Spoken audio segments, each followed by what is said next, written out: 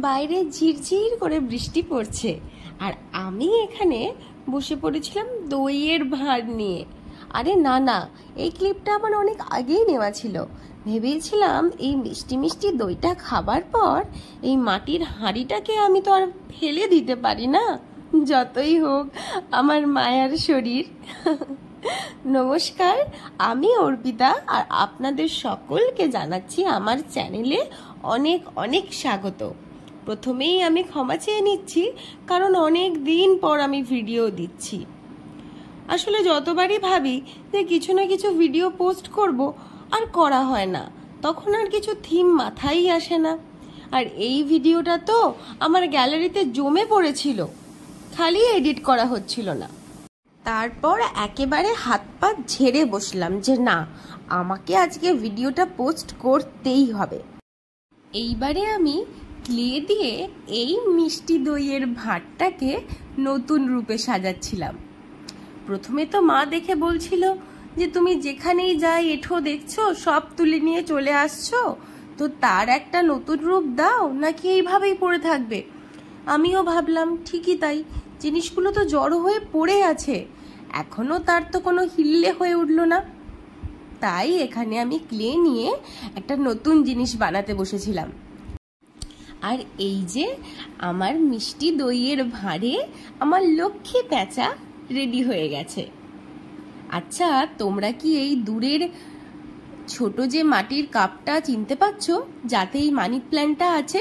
হ্যাঁ, এটা সেই এঁঠো কাপটা, যেটা আমি সরস্বতী পুজোতে গিয়ে চা খেয়েছিলাম আর না ফেলে প্যাকেটে করে মুড়ে বাড়ি নিয়ে চলে এসেছিলাম।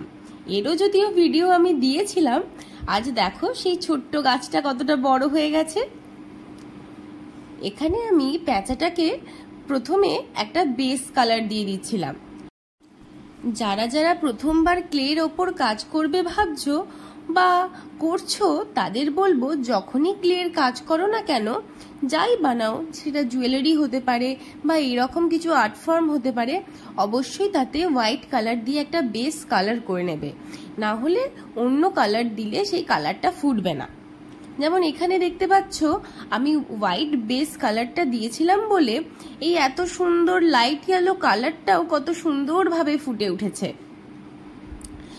ভাবছিলাম প্যাঁচাকে কি রং করা যায়, তারপর ভাবলাম যে হাতের কাছে যা রং পাচ্ছি সেটা দিয়েই ওকে সাজিয়ে দিই। তাই এখানে আমি অরেঞ্জ আর ইয়েলোটা বেছে নিয়েছিলাম।